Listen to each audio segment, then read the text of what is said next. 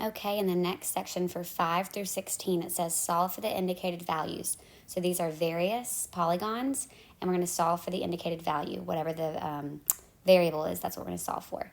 Okay, so number 5, what shape is number 5? Number 5 is a pentagon. You could count the number of sides. What do we know about a pentagon? This is not a regular pentagon. This is an irregular pentagon, meaning that the angles on the inside, we can tell that it's irregular. The angles on the inside don't match, which means that the side lengths are not going to be congruent. So to find the interior angle sum, some of you know it off the top of your heads just because we've worked with these numbers so much. We're going to do 5 minus 2 times 180. So that's 3 triangles would live in this. That is 540 degrees, my interior angle sum.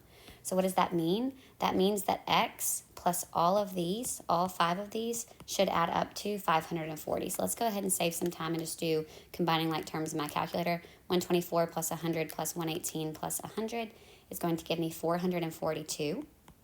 And so that is equal to 540. So all 4 of these plus x add up to 540. And so we're just going to subtract 442 from 540. And we're going to get 98 degrees. So x is going to be 98 degrees. All right. So what changes when I go from number 5 to number 6? Well, number 5 is going to be a pentagon. Number 6 is going to be, let's count, number 6 is going to be a hexagon. How many sides are in a hexagon? 6. And this is important because when you look at this picture, if you just count the angles, you need to recognize that this 2y minus 20 is pointing to both spots. So what I like to do is to rewrite it so that I know that there are 6 total angles and there are 6 total sides, so I don't miss doing that twice. Okay? That's just something I've seen people struggle with in the past with pictures like this. So what I'm going to do to find the interior angle sum is 6 minus 2 times 180. So that's going to be 4 times 180. What does that give me total? 720 degrees. 720 degrees. So I'm going to go ahead and combine some like terms. I'm going to put a 1 in front of this y so I don't forget about it. And I'm going to go ahead and combine my like terms. So when I combine like terms, how many y's do I have? 2y, 4y, 6y, 8y, 9y, 10y. So I have a total of 10 y's. So 10y. And then it's negative 20, negative 40, negative 60, negative 80. 10y minus 80 is going to have a total sum of 720 degrees. So 10y minus 80 equals 720. And so we're just going to solve this equation. 10y is going to be equal to 800. And so you divide by 10 on both sides, and we're going to get 80 for y. So y is going to be 80. All right, for number 7, I go to a 4-sided figure. So my interior angle sum is changing every single time. So how do you find the interior angle sum? Many of you know that it's 360, but if you weren't sure, you'd go 4 minus 2 times 180. That is going to be equal to 360. So again, this x plus all of these others are going to add up to 360, so a total of 4. So I'm going to go ahead and combine some like terms in my calculator. 112 plus 71 plus 48. It's going to be 231, and that is equal to our sum of 360 degrees. So what is 360 minus 231?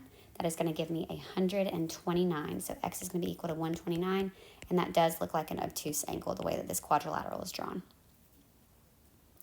All right, number 8. Number 8 is actually also a quadrilateral. When you go to count the number of sides, we still have 4 sides. So, of course, our interior angle sum is still going to be 360. So we'd get 2 times 180 is 360. So I can add all of those up to 360. So what I'm going to need to do here is put an extra variable. So I might put a z here because I'm going to need to find that in order to find x because those make a linear pair. So I'm going to say z plus, I'm going to go ahead and write a 90 here because a lot of people forget that if it's just the box. So 90 plus 100 plus 82 is 272. That is equal to 360 degrees. So what do I get for z? I'm going to do 360 minus 272, and I'm going to get 88. Okay, so if z is equal to 88, what do I know about x? Well, z and x are going to make a linear pair. Those make a straight line. Those form a straight line together. So if those add up to 180, I can do 180 minus 88, and that is going to give me 92 degrees for x. So x is 92 degrees. 100 and y also make a linear pair. Those add up to 180 degrees.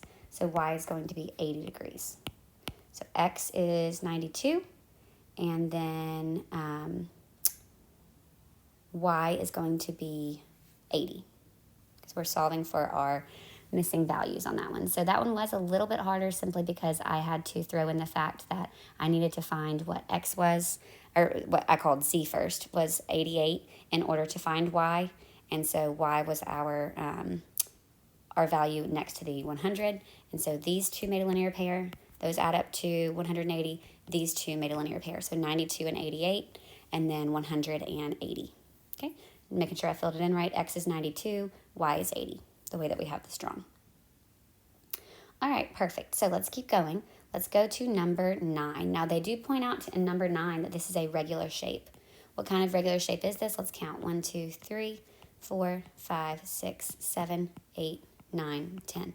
So I actually could have taken this and I could have pasted this at the very top. This would have been a great problem for the first section.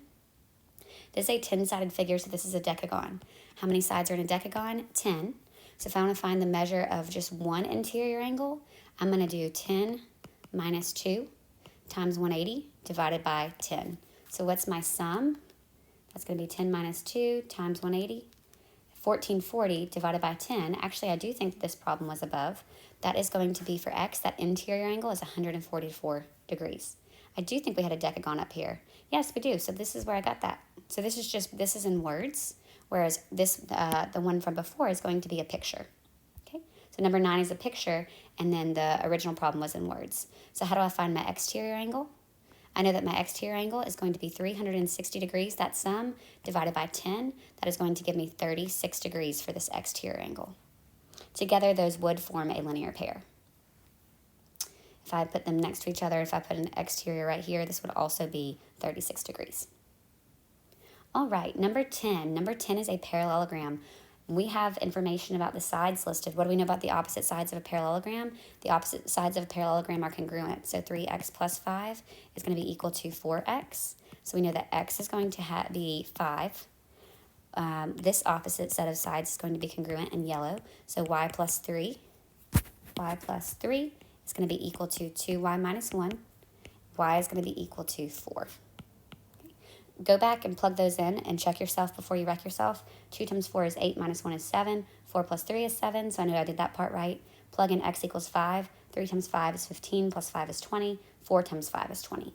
So before you turn in your test, slow down, go back and check and make sure that the values that you solved for make sense in regards to the problem. All right, number 11 is also a parallelogram, but instead of having information listed about the opposite sides here, we have information listed about the diagonals. So I know that this piece of the diagonal, because the diagonals bisect each other in a parallelogram, you do have to know those properties. X is going to be equal to 2y. So I know I'm going to have to solve for one of those variables first. And then 2x plus 14 is going to be equal to 5x minus 4.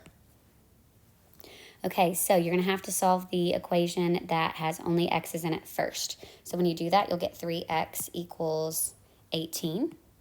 And so x is going to be equal to 6. Why does knowing x equals 6 help me? Because now in this other equation, I can plug in a 6. So 6 is equal to 2y, so y is equal to 3. Y is equal to 3.